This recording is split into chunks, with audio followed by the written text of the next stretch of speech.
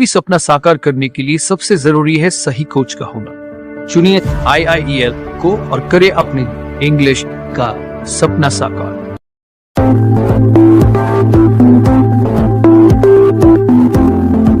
Assalamu alaikum wa rahmatullahi wa barakatuh. Dear students, my name is Khurshid Anwar Qasmi and I am your online English teacher and trainer. And today on this auspicious day, I am going to start a wonderful book that will change your English world easily. And its name is Essential English Grammar. This book is a very useful book for the students of elementary and beginner students. So as you know very well, you are doing diploma in English language and literature course, and this book is a special book for diploma. After completing my book Muntakhab Angrezi Grammar Part 1, usually I start Essential English Grammar. What is Essential English Grammar? Whenever I think this is a practice book for those students who have studied my book Muntakhab Angrezi Grammar Part 1. So if you are beginners and you haven't studied my book Muntakhab Angrezi Grammar Part 1, then this book will be hard for you. And if you have studied my book Muntakhab Angrezi Grammar Part 1, then whenever I think this book will be very easy for you and you can change your English world after studying this book and after having a good practice of this book. It is a self-study reference and practice book for elementary students of English. And this book is written by Raymond Murphy. So dear students, this book is also published by Cambridge University Press. If I am able to teach this book or I am able to run International Institute of English Language, so it's because of this book. So I request you that please remember this book heartily. So dear students, just I have told you lots of things in English language, but I don't know that you have got or not. So now I am going to explain something in Urdu language.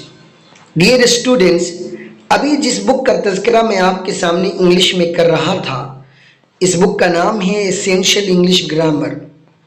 मेरी English इस्लाह के पीछे इस book का बहुत बड़ा role है। मैंने ये किताब अपनी ज़माने तालिब इल्मी में पढ़ी। इस किताब के बदौलत मैं अपनी किताब मुंतखब अंग्रेज़ी ग्रामर को लिखा और मैं अपनी किताब मुंतखब अंग्रेज़ी ग्रामर को पढ़ाने के बाद मैं इस किताब की यूजुअली अंग्रेज़ी डिप्लोमा कोर्स के अंदर शुरुआत करता हूँ।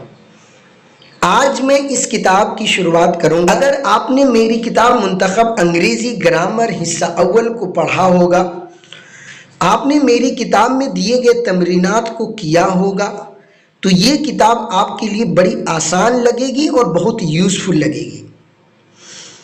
इस किताब को शुरू करते वक्त मैं बच्चों के सामने एक मिसाल पेश करता हूँ कि मेरे अजीज़ तलबा व तालिबात, अगर आपको बाइक चलानी नहीं आती है और आप मुझसे कहते हैं कि सर मुझे बाइक चलाना सिखा दीजिए, तो मैं क्या करूँगा। आम तौर पर इस कंडीशन में आपको मैं एक बाइक के साथ किसी सहरा में या किसी खाली जगह पर ले जाऊंगा और वहाँ पर मैं खुद पीछे बैठूंगा और आपको आगे बैठा करके बाइक चलाना सिखाऊंगा। और जितना देर मैं आपको बाइक सिखाऊंगा उसमें ज़्यादा समय नहीं लगेगा। ज़्यादा से ज़्यादा इस काम के लिए आपको आधा घंटा, पौन घंटा, 1 घंटा लग सकता है, या ज़्यादा से ज़्यादा 10 से 15 मिनट में ही आप बाइक चलाना सीख लीजिएगा। बाइक चलाने के लिए जो भी फंडामेंटल है वो आपके सामने जिक्र कर दी जाएगी, समझा दिया जाएगा।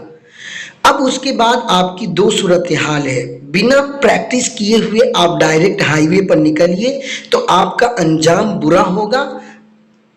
मे भी हो सकता है कि हाईवे पर बिना प्रैक्टिस के लिए न्यू राइडर्स के लिए एक्सीडेंट का खतरा है, एक्सीडेंट हो सकता है। तो इससे बचने के लिए हमें क्या करना पड़ेगा? प्रैक्टिस करनी पड़ेगी। प्रैक्टिस के लिए किसी खाली जगह पर या सहरा का इंतखाब कीजिए और वहां पर जाकर खूब बाइक चला करके प्रैक्टिस कीजिए। जब आप खूब प्रैक्टिस कर लेते हैं तो एक दिन आप राइडर बन जाते हैं, फिर आप हाईवे पर 100 की स्पीड से भी बाइक चलाएंगे, आपको कोई दिक्कत परेशानी नहीं होगी। मैं अंग्रेजी सिखाने के लिए सबसे पहले नंबर पर मैं अपनी किताब मुंतखब अंग्रेजी ग्रामर पार्ट 1 की शुरुआत कराता हूं, जो लेसन नंबर 0 से लेकर लेसन नंबर 60 तक है। और इस 60 सबक को पढ़कर हमारा पढ़ाया हुआ स्टूडेंट इस काबिल हो जाता है कि इंग्लिश लैंग्वेज के तमाम तर फंडामेंटल से उसे वाकफियत हो जाती है। अंग्रेजी ज़बान की जो ग्रामर है उसके अंदर उस पर पकड़ हो जाती है।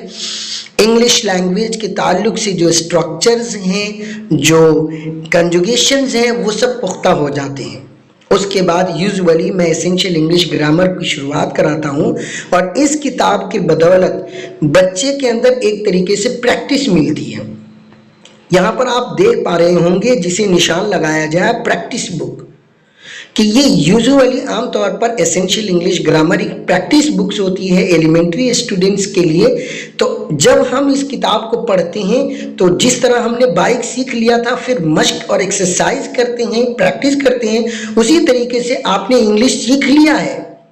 अब ज़रूरत है प्रैक्टिस का। जब तक आप प्रैक्टिस नहीं करेंगे आप फ्लुएंट इंग्लिश नहीं बोल पाएंगे। आप इंग्लिश लैंग्वेज को फ्लुएंट तरीके से, आप इंग्लिश लैंग्वेज को आसानी से समझ नहीं पाएंगे। तो आपके लिए ज़रूरत इस बात की है कि आप इस ग्रामर वाली बुक को मुझसे ज़रूर पढ़िए और इस पूरी किताब को मेरे साथ ख़त्म कीजिए और इसमें जो तरीका है वो तरीके के मुताबिक पढ़िए। इस किताब के अंदर खुसूसियत ये है कि हर सबक के अंदर एक यूनिट दिया गया है। एग्जाम्पल के माध्यम से मैं देता हूँ। ये एक यूनिट है, यूनिट नंबर 1, और यूनिट नंबर 1 के अंदर इज़ारएम को समझाया गया है, उसकी प्रैक्टिस दी गई है और सबसे अहम प्रैक्टिस इसकी एक्सरसाइज होती है। हर सबक के बाद आपको एक एक्सरसाइज दिया जाएगा जहां पर फिल इन द ब्लैंक्स यानी खाली जगह को भरने के लिए कहा जाएगा।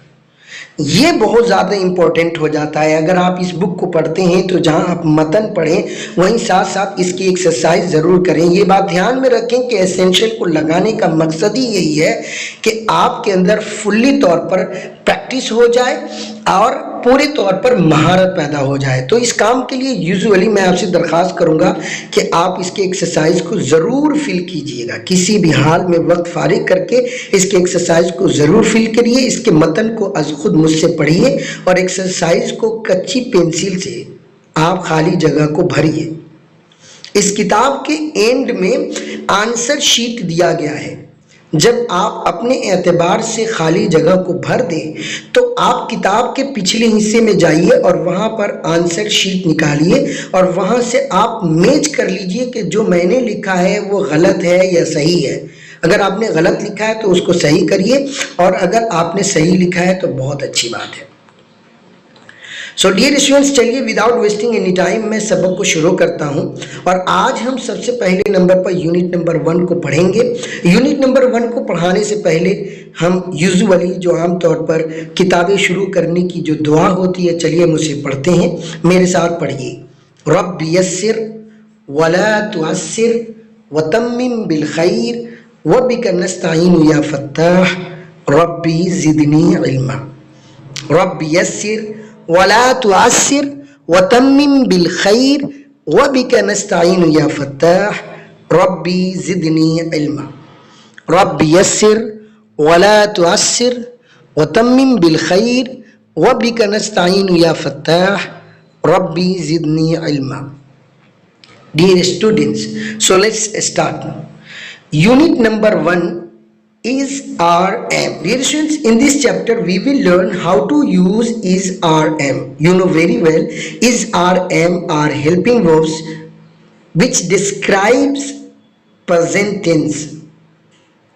And you know very well is used with singular subjects and are is used with plural subjects and am is used with I. Dear students, लफ्ज़ इज आर एम जो इस क्लास का टॉपिक है, इसके बारे में पहले से आप जानते हैं। और आपने मेरी किताब मुंतखब अंग्रेजी ग्रामर का चैप्टर नंबर 20, 21, 22 के अंदर आपने इसे बहुस्न खूबी पढ़ा था। लफ्ज़ इज़ आर एम को खुसूसी तौर पर ज़माने हाल को डिस्क्राइब करने के लिए इस्तेमाल किया जाता है, जिसमें लफ्ज़ इज़ का मतलब होता है, आर का मतलब होता है हैं और एम का मतलब होता है हूँ। यूजुअली इनका इस्तेमाल सब्जेक्ट के फौरन बाद किया जाता है। चुनांचे आप कह सकते हैं कि subject plus is are am, उसके बाद तीसरे नंबर पर अल जुज़ु सालिस के तौर पर आप कोई नाउन ला सकते हैं, कोई वर्ब का आईएनजी फॉर्म ला सकते हैं, या आप वर्ब का थर्ड फॉर्म भी प्रयोग कर सकते हैं। नीचे सारी मिसालें दी जा रही हैं, आप इन मिसालों को अच्छी तरह पढ़िए और उसे हिफज याद करिए, जिससे ये सारा डाउट्स क्लियर हो जाएगा।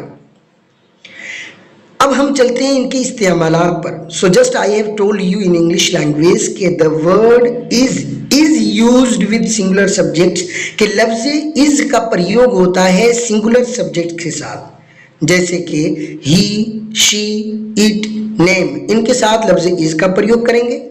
And are is used with plural subjects, और लफ्ज़ आर का प्रयोग जमा वाला फाइलों के साथ होता है, जैसे कि we are, you are, they are, names are, these are, those are। और लफ्ज़ एम का इस्तेमाल होता है वाहिद मुतकल्लिम की ज़मीर लफ्ज़ आई के साथ। सो लेट्स रीड अहेड, चलिए आगे बढ़ते हैं। पॉइंट नंबर 1 के अंदर यहाँ पर एक लड़की की तस्वीर देख रहे हैं जिसका नाम लिसा है, और लिसा अपने बारे में कुछ जुमलों का तकल्लुम करती है जिसमें वो लफ्ज़ इज, आर, एम को प्रयोग करती है। चलिए सबसे पहले इसके मुंह से निकले हुए जुमलों को पढ़ते हैं। ये कहती है, माई नेम इज लिसा, मेरा नाम लिसा है। आई एम 22, मैं 22 साल की हूँ। आई एम नॉट मैरिड, मैं शादीशुदा नहीं हूँ। आई एम अमेरिकन, मैं एक अमरीकी हूँ। आई एम फ्रॉम शिकागो, मैं शिकागो से हूँ। My favourite colour is blue, मेरा पसंदीदा कलर ब्लू है। आई एम स्टूडेंट्स, मैं एक स्टूडेंट हूँ। My favourite sports are football and swimming, मेरा पसंदीदा खेल फुटबॉल और स्विमिंग है। My father is a doctor, मेरे वालिद एक डॉक्टर हैं। And my mother is a journalist, और मेरी वालदा एक जर्नलिस्ट है, पत्रकार है। I am interested in art, मुझे आर्ट में दिलचस्पी है। डियर स्टूडेंट्स, जितने जुमले लिसा ने अपने बारे में बोला है, मैं आपसे दरख्वास्त करूंगा कि मैं 2 मिनट का या 1 मिनट का वक्फा रख रहा हूं, और इस वक्फे में आप सभी लोग ये सारे जुमले अपने ऊपर फिट कीजिए। मतलब आप कहिए कि माय नेम इज खुर्शीद, लिसा की जगह अपना नाम, आई एम 20, यहाँ पर आप अपनी उम्र के बारे में बताएं। अगर 35 साल के हैं तो बोलिए आई एम 35। उसके बाद अगर आप शादीशुदा हैं तो बोलिए आई एम मैरिड, शादीशुदा नहीं है तो बोलिए आई एम नॉट मैरिड। हम लोग हिंदुस्तानी हैं तो आप बोलिए आई एम इंडियन, और अगर आप दिल्ली से हैं तो बोलिए आई एम फ्रॉम दिल्ली। इसी तरह आप अपने फेवरेट कलर के बारे में बताइए। आप क्या हैं, स्टूडेंट हैं या टीचर? स्टूडेंट हैं तो बोलिए आई एम ए स्टूडेंट, और अगर आप टीचर हैं तो बोलिए आई एम अ टीचर। अपने पसंदीदा स्पोर्ट्स के बारे में बताइए कि माय फेवरेट स्पोर्ट्स यानी खेल कौन सा है जो आपका पसंदीदा है। अगर आप फुटबॉल और क्रिकेट से ज़्यादा दिलचस्पी रखते हैं या आपका पसंदीदा खेल फुटबॉल और क्रिकेट है तो बोलिए my favourite sports are football and cricket. My father is a doctor, अगर आपके वालिद डॉक्टर नहीं है, फार्मर है, तो बोलिए माई फादर इज़ अ फार्मर। और अगर आपकी वालदा एक जर्नलिस्ट नहीं है बल्कि एक हाउस वाइफ है तो बोलिए my mother is a house wife. I am interested in art, art के बजाय अगर आर्ट में दिलचस्पी नहीं है, इंग्लिश में दिलचस्पी है तो बोलिए I am interested in English. So जल्दी से डियर स्टूडेंट, सभी तलबा मेरे सामने फौरी तौर पर इन तमाम जुमलों को अपने ऊपर फिट करके मैं 1 मिनट का वक्फा करने जा रहा हूं। Yes, your time is starts now.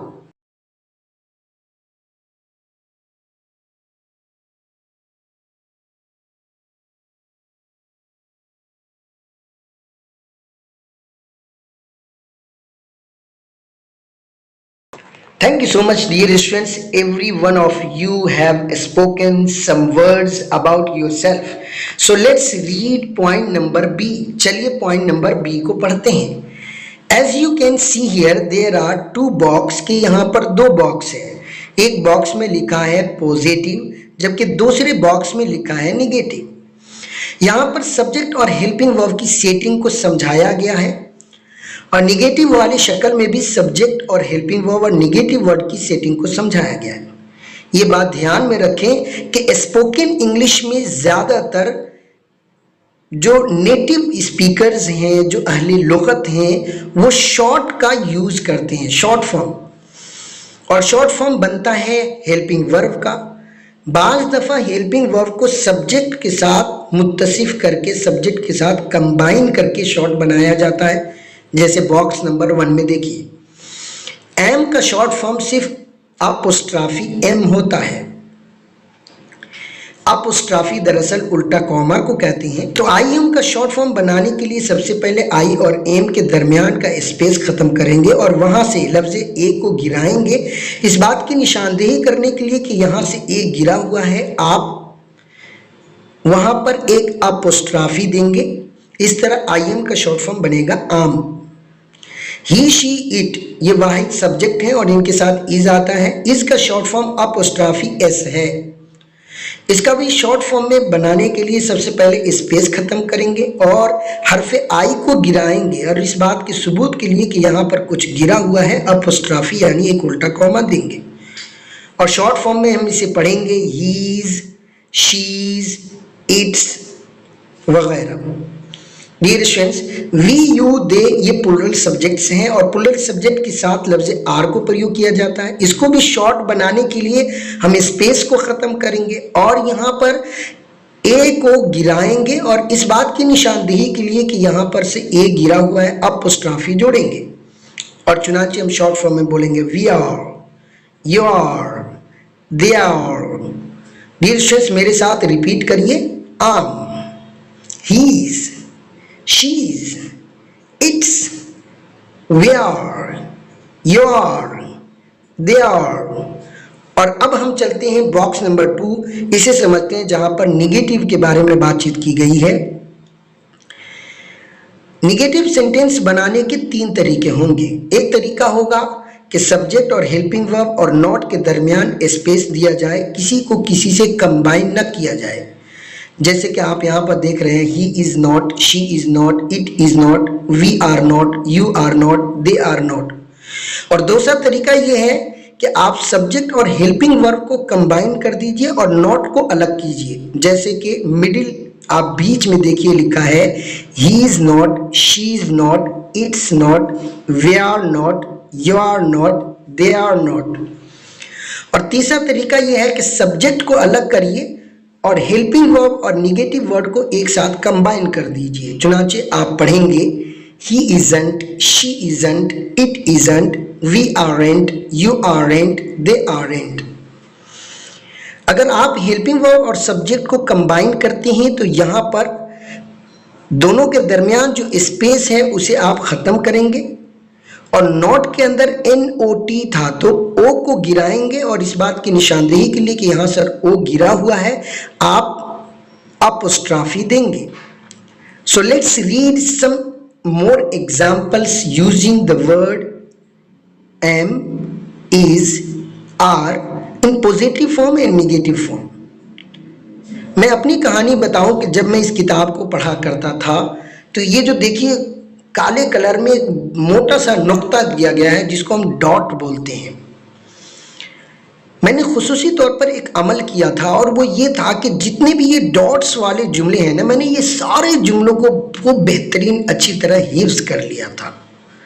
उसका नतीजा मुझे बहुत मुस्बत नज़र आया कि इन जुमलों को हिफ्ज कर लेने की वजह से जब हम इंग्लिश स्पीकिंग के लिए अपनी ज़ुबान खोलते थे तो बहुत फ्लुएंट बोलना शुरू करते थे, क्योंकि जो चीज़ें रटी हुई होती है, याद की हुई होती है, वो ज़ुबान पर फौरी तौर पर आ जाती है. एक है ग्रामर का समझना और ग्रामर को मैच करके जुमले बोलना, और दूसरा ये है कि बिना सोचे समझे डायरेक्ट आपके मुंह से जुमले निकलने शुरू हो जाए। इस काम के लिए आपको इसे लर्न करना पड़ेगा। तो आज आप लोग वादा करें कि इंशाअल्लाह ताला जिस तरह मैंने तमाम डॉट्स वाले जुमले को अच्छी तरह हिफज याद कर लिया था, जो कि मेरे लिए बहुत यूज़फुल हुए थे, आप लोग भी इंशाअल्लाह ताला ज़रूर इसे हिफज याद कर लेंगे। जल्दी से प्रॉमिस कीजिए एवरीबॉडी। हाँ, वेरी गुड। मैसेज में टाइप करिए प्रॉमिस। प्रॉमिस के लिए पी टाइप कीजिए। I am looking. Yes dear students, मैं देख रहा हूँ। Very good dear students, very good. Yes, वादा करिए, इसे लर्न करिएगा। मैं इसे कैसे लर्न करता था? मैं इसे कुछ यूं लर्न करता था। I am cold, I am cold, I am cold. Can you close the window please? I am cold, can you close the window please? I am cold, can you close the window please? I am 32 years old. I am 32 years old. My sister is 29. My sister is 29. My sister is 29. I am 32 years old. My sister is 29. My brother is very tall. My brother is very tall. My brother is very tall. He is a policeman. He is a policeman. He is a policeman. He is a policeman. इससे कतई नज़र कि मुझे इज़ारम के जुमले आते हैं, मैं आसानी से इज़ारम के जुमले बना लेता हूँ। इसके बावजूद भी मैं इसे लर्न करता था। यही तरीका है डियर स्टूडेंट्स। अगर आप मेरे तरह आप भी लर्न करेंगे तो वो दिन दूर नहीं कि आप बहुत जल्द एक्सपर्ट हो जाएंगे। यहाँ ज़रा तस्वीरों में देखिए कि दो कुत्ते हैं जो इस शख्स के ऊपर बार्किंग कर रहे हैं, यानी भौंक रहे हैं। भौंकने के लिए कहते हैं उफ वुफ। व्हाट इज द, जिस तरह हमारे यहाँ कुत्ते कहते हैं ना भों भों, तो इसके लिए इंग्लिश में लफ्ज यूज किया जाता है वुफ वुफ। तो ये कुत्ते इसके ऊपर भौंक रहे हैं। तो ये बंदा कहता है I am afraid of dogs. I am afraid of dogs, मैं कुत्तों से डरता हूँ। डियर स्टूडेंट्स, जिस चीज़ से भी आप दुनिया में डरते हैं उससे पहले आप अफ्रेड लगाएंगे, और अफ्रेड का सिला ऑफ होता है, तो इसका मतलब होता है खौफजदा होना। जैसे कि आप शेर से डरते हैं तो बोलेंगे I am afraid of Lions. मैं हाथी से डरता हूँ, I am afraid of elephants. अगर आपको कहना है कि मैं कुत्तों से डरता हूँ, I am afraid of dogs. मुझे इंग्लिश से डर लगता है, I am afraid of English. तो चलिए इन मिसालों को पढ़ते हैं। पॉइंट नंबर 1 के अंदर दिया गया आई एम कोल्ड, मुझे ठंड लग रही है। Can you close the window please? क्या आप ज़रा विंडो बंद कर देंगे? कितना ज़बरदस्त है यार। Can you close the window please? क्या आप ज़रा विंडो बंद कर देंगे? क्या आप विंडो बंद कर सकते हैं? दोनों तर्जमा कर सकते हैं आप। अगर मान कीजिए कि आप अगर तसव्वुर कीजिए कि आप एक कमरे में हैं जहाँ पर खिड़की खुली हुई है और बाहर से ठंड हवाएं आ रही है, जिससे आपको ठंडी लग रही है। आप किसी से कैसे कहेंगे कि आप ज़रा खिड़की बंद कर दीजिए? अगर आपने इस जुमले की याद किया होगा तो बड़ी आसानी से बोल देंगे। अगला जुमला है dear students, I am 32 years old, मैं 32 साल का हूँ। एंड माई सिस्टर इज़ 29, और मेरी बहन 29 साल की है। माई सिस्टर इज़ 29, मेरी बहन 29 साल की है। My brother is very tall, मेरा भाई बहुत बड़ा है। ही इज़ अ पुलिसमैन, वो एक पुलिसमैन है। John is afraid of dogs, John कुत्तों से डरता है। 10 o'clock, 10 बज रहा है। यू आर लेट अगेन, तुम्हें फिर ताखीर हो गई, तुम फिर देर हो गए। And I are good friends, Ann और आई हम दोनों अच्छे दोस्त हैं। यहाँ पर देखा जाए तो आर क्यों लाया? इसलिए कि एन और आई ये दोनों मिलकर 2 हो गए, और जब भी किसी दो शय की बात करेंगे तो वो प्लुरल हो जाती है, इसीलिए उससे बाद आर लाना ज़रूरी है। Your keys are on the table, तुम्हारी चाबियाँ टेबल पर है। यहाँ पर योर मुजाफ है, कीज मुजाफिल है, और मुजाफिल चूँकि जमा है इसीलिए आर को प्रयोग किया गया। अभी इस पैराग्राफ के अंदर जितने भी जुमले दिए गए हैं, तमाम जुमलों के अंदर पॉजिटिव सेंटेंस को दर्शाया गया है, यानी मुस्बत जुमलों को, जबकि और नीचे के पैराग्राफ में मनफी जुमले पेश किए जा रहे हैं। सो अगला जुमला है आई एम टायर्ड, मैं थका हूँ। But I am not hungry, मैं भूखा नहीं हूँ। Tom isn't interested in politics, Tom जो है ये पॉलिटिक्स में ज़्यादा दिलचस्पी नहीं रखता है। He is interested in music, उसे म्यूज़िक में ज़्यादा दिलचस्पी है। सो डियर स्टूडेंट्स, जिस तरह अफ्रेड एक एडजेक्टिव था और उसके बाद ऑफ का सिला आता है, उसी तरीके से इंटरेस्ट भी एक एडजेक्टिव है और इसके जस्ट बाद इन का सिला लगता है। तो जिस चीज़ में आपको दिलचस्पी होती है उससे पहले आप लफ्ज़ इन लगाएंगे और इस तरीके से आप जुमले बनाएंगे कि मुझे इंग्लिश में दिलचस्पी है, I am interested in English. अगला सेंटेंस है Jain isn't at home at the moment. Jain फिलहाल घर पर नहीं है। शी इज एट वर्क, वो काम पर है। ये एक लेडीज है, जैन इसका नाम है। दोज पीपल आरेंट इंग्लिश, वो लोग अंग्रेज नहीं है। इंग्लिश का मतलब इंग्लिश कंट्री से ताल्लुक रखने वाले नहीं है, अंग्रेज नहीं है। दे आर ऑस्ट्रेलियन, वे लोग ऑस्ट्रेलियन है। इट्स सनी टुडे, आज सूरज वाला दिन है। बट इट इजंट वार्म, लेकिन सूरज बहुत ज्यादा गर्म नहीं है। डियर स्टूडेंट्स, अगले पैराग्राफ के अंदर कुछ अहम पॉइंट्स हम पढ़ने वाले हैं। ये पॉइंट नंबर सी है, जहां पर इज का शॉर्ट फॉर्म अपोस्ट्रोफी एस पीछे भी बताया गया था। अब इसको डेट के साथ इज लगाइए तो डेट्स हो जाएगा, देयर के साथ इज लगाएंगे तो देयर्स हो जाएगा, और हियर के साथ इज लगाएंगे तो हियर्स हो जाएगा। आप जरा इस तस्वीर में देखिए कि यहाँ पर ये बंदा एक चाबी देते हुए इस मैडम से कहता है हियर्स योर की, ये लीजिए अपनी चाबी। तो ये मैडम उसको जवाब देती है थैंक यू। इससे हमें एक सीख मिला कि जब कभी भी हम कोई सामान अपने हाथों से किसी के हवाले करते हैं, उस वक्त जहां हम हाथों से किसी सामान को देते हैं, वहीं जुबान से हियर इज इट या हियर योर थिंग्स, यानी जो चीज़ को आप दे रहे हैं उसका नाम रखिए योर के बाद।